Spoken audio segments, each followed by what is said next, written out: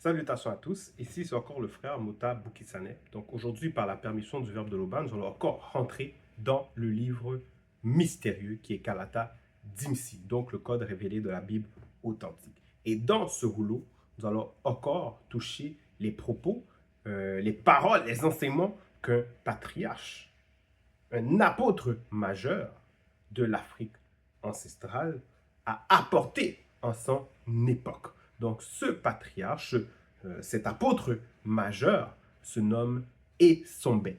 Donc nous savons que Essombé, son histoire a été prise par d'autres peuples, ça a été modifié, falsifié en le personnage que nous connaissons des Bibles actuelles classiques sous le nom de Paul ou Paul de Tarse. Mais ici, la vérité a été restaurée parce que l'histoire de ce patriarche, l'histoire de cet apôtre, c'est en fait l'histoire du peuple noir que les autres nations, les autres races ont pris du peuple noir, ils ont modifié, ils ont falsifié.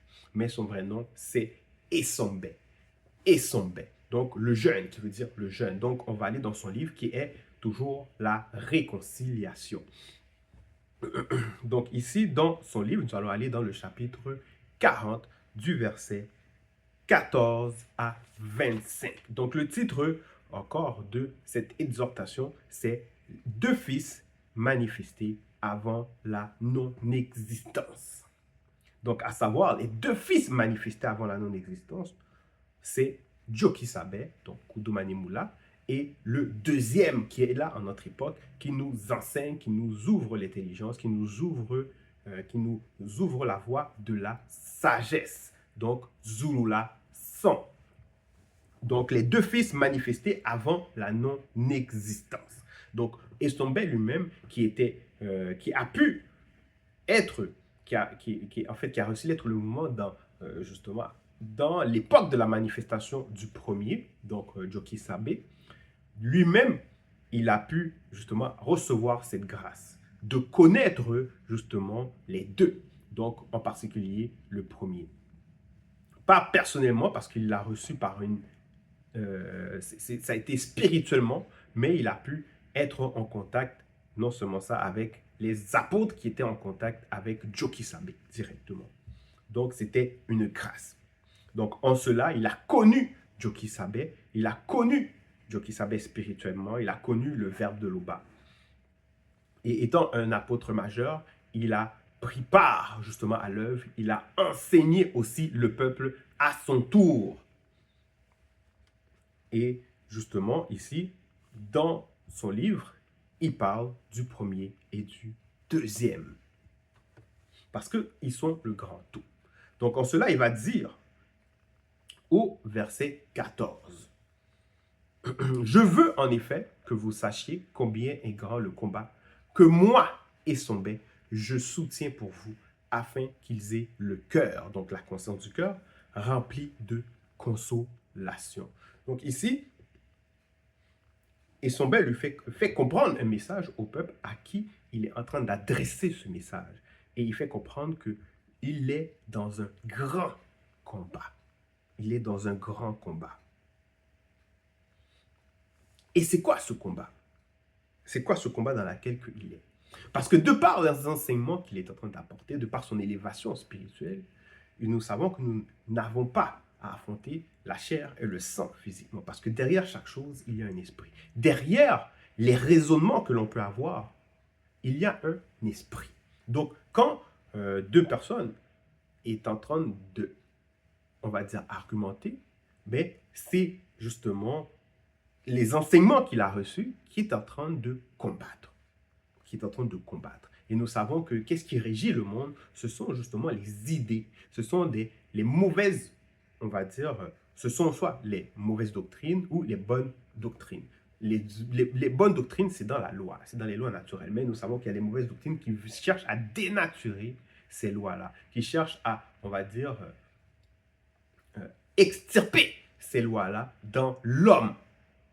Ils cherchent à extirper ces lois-là dans l'homme. Donc en cela, il va y avoir justement des personnages qui vont devoir mener un combat, à savoir ramener la vérité pour libérer le peuple. Ramener justement justement cette vérité initiale. Et cette vérité initiale, ce n'est pas quelque chose de facile à porter. Il faut être un grand combattant. Il faut être un grand combattant parce que nous allons avoir les adversités. Et ces adversités, ce sont justement les entités occultes.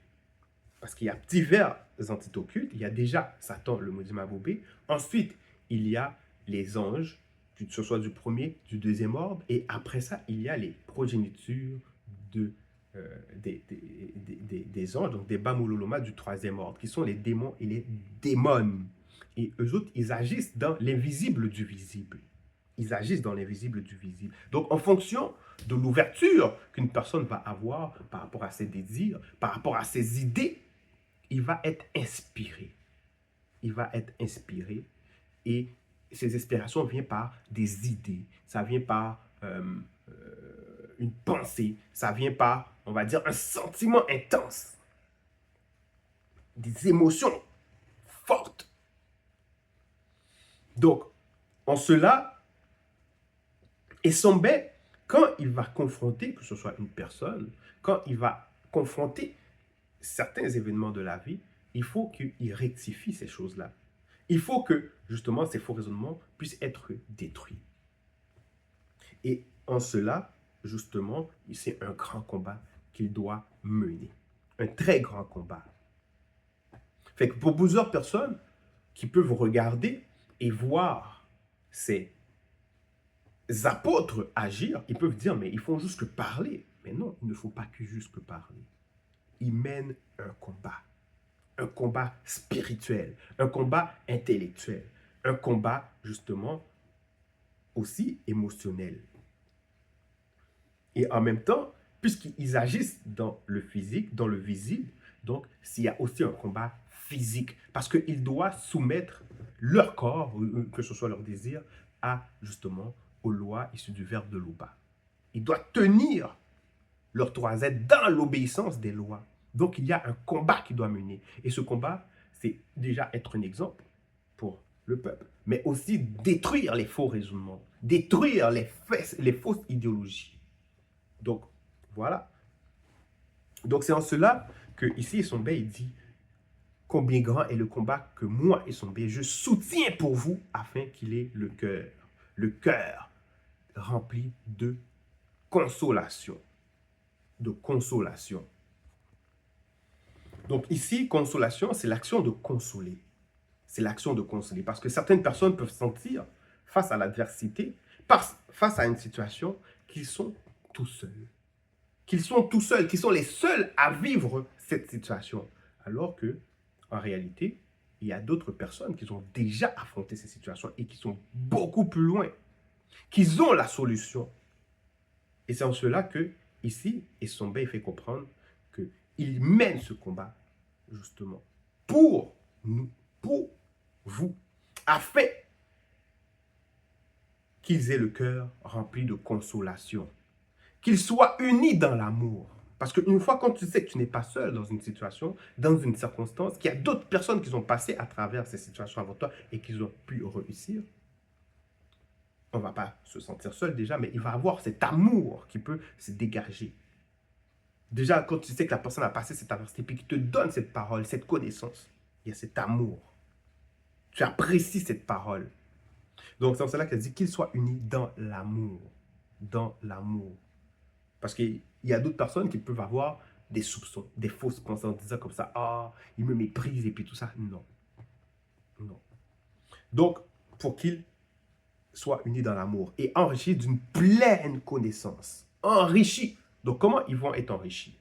C'est justement par ces paroles que Essombe est en train de les apporter pour les éclairer, les amener à cette illumination. Cette parole que lui-même, il a reçue, qu'il a bergé à l'intérieur de lui, qu'il a fait un avec cette parole à l'intérieur de lui. Donc, ils partagent cette parole afin que justement eux autres aussi soient enrichis d'une pleine intelligence pour connaître la manifestation du mystère caché révélé par Loba à travers le Mundi, à savoir Djoki Sabé et le deuxième.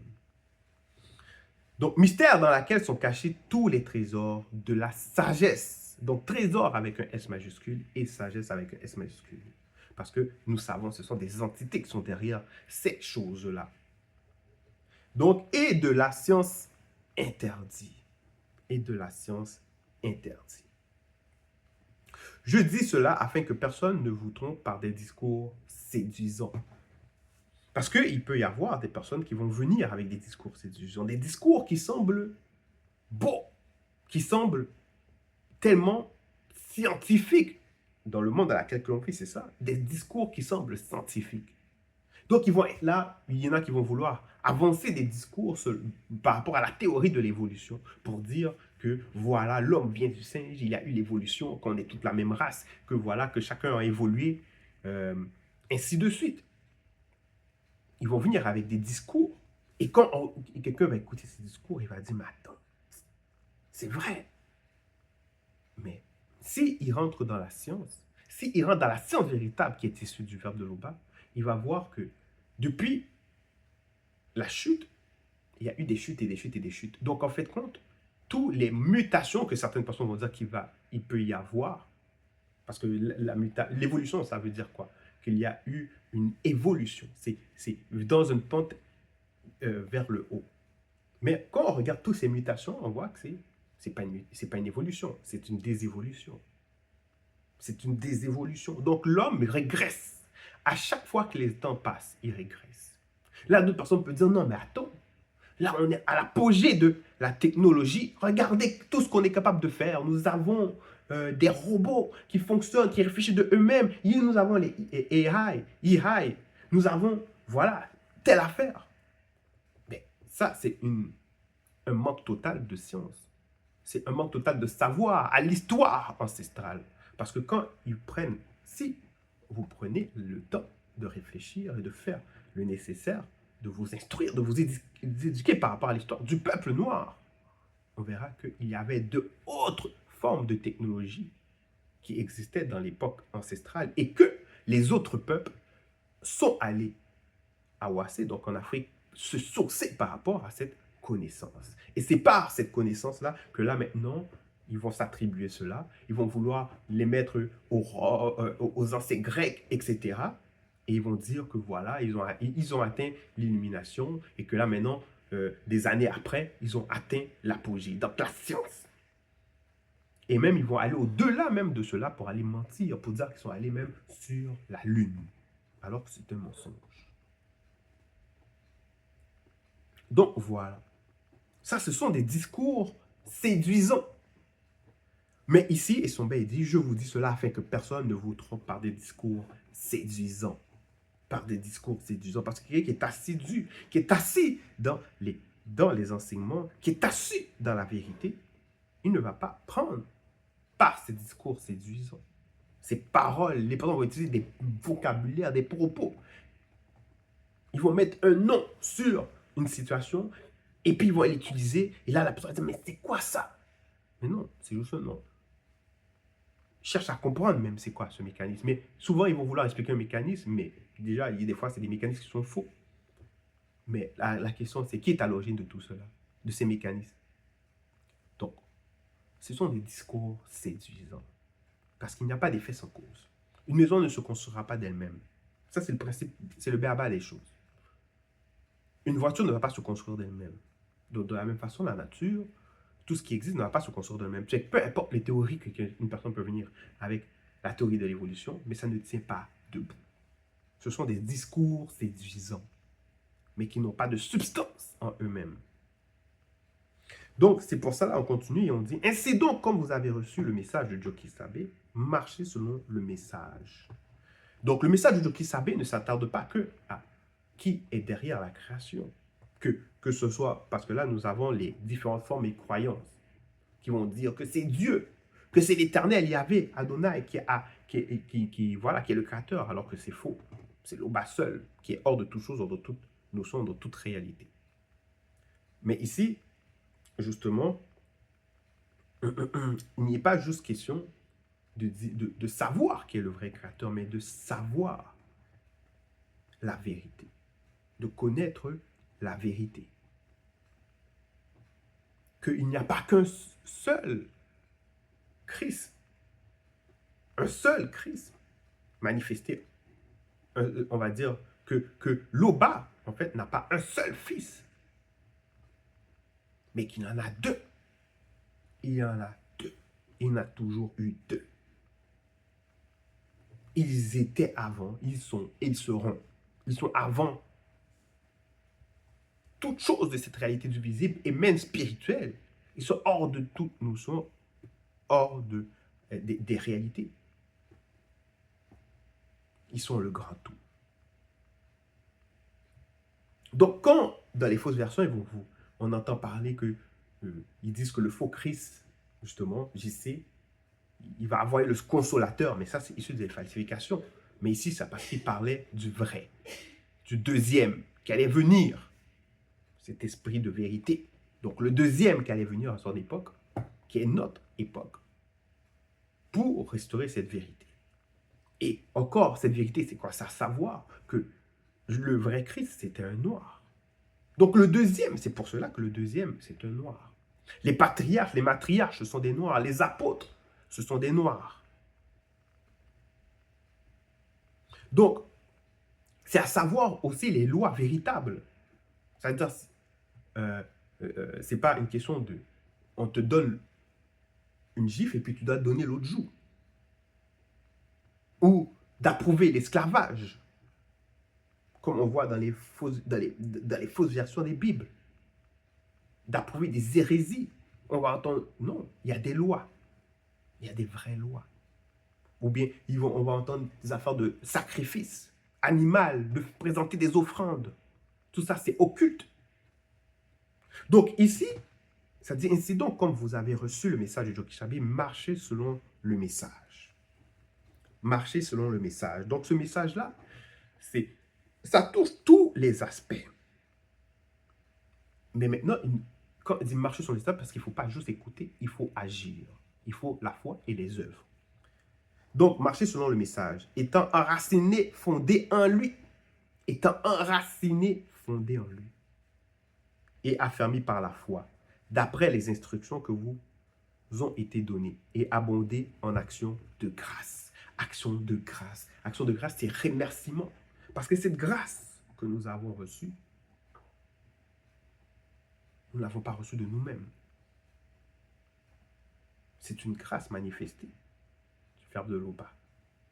Donc, il faut abonder en grâce. Donc, en action de grâce, de remerciement.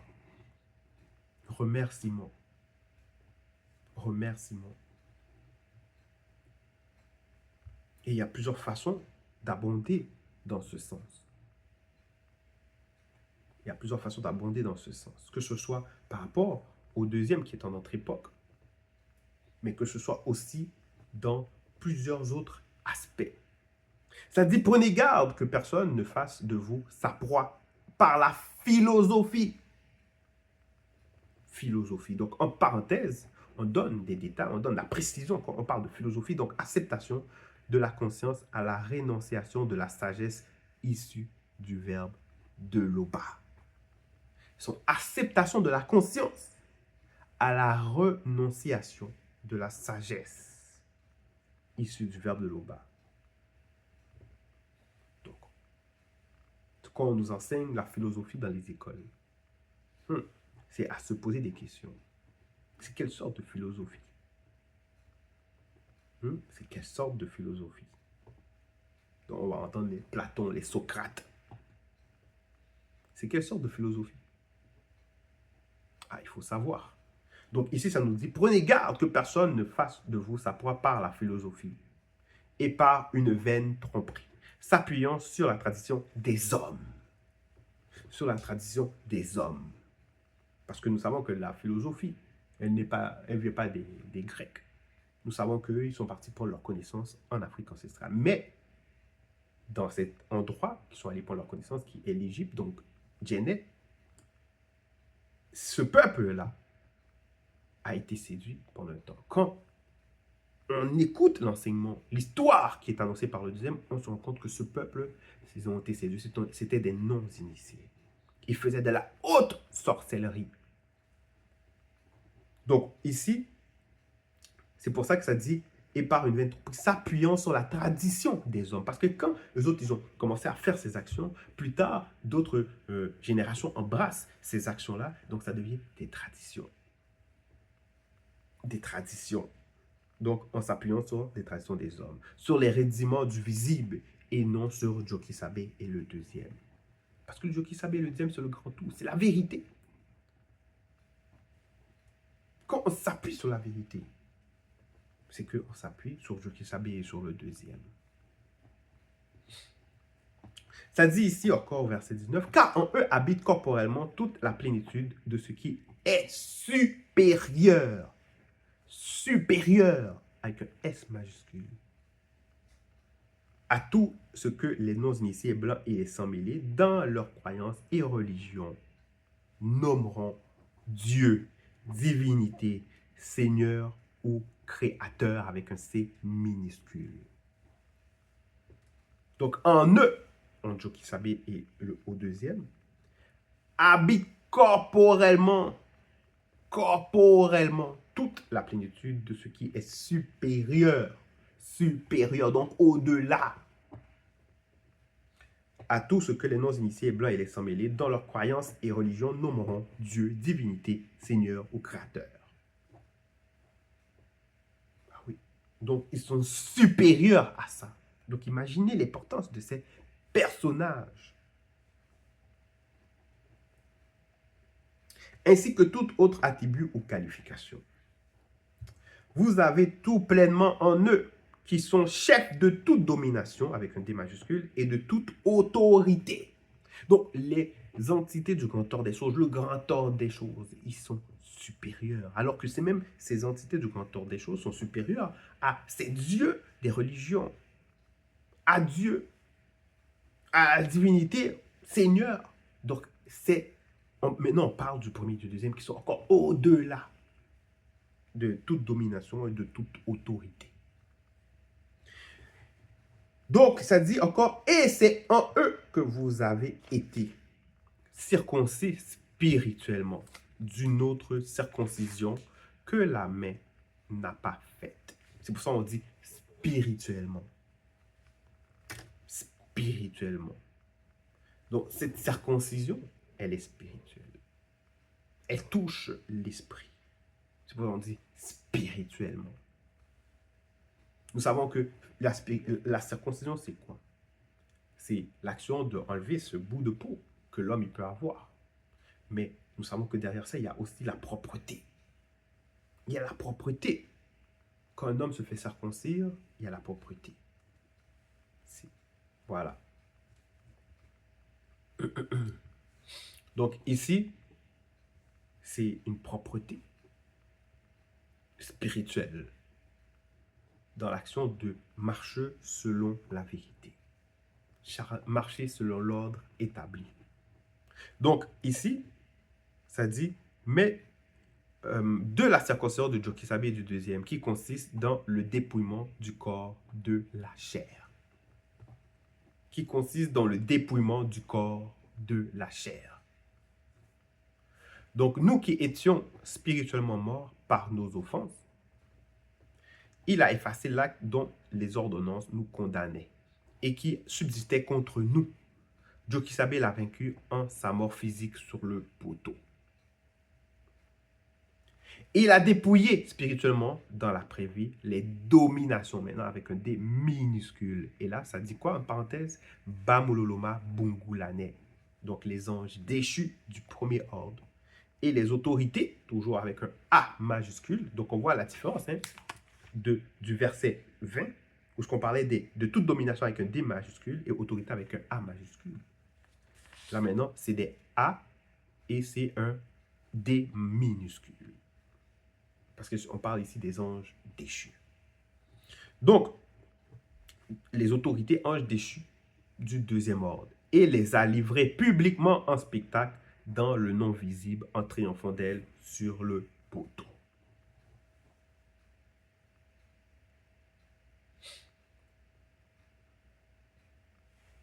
Que personne donc ne vous juge au sujet du manger et du boire et au sujet d'une fête qui est selon le verbe.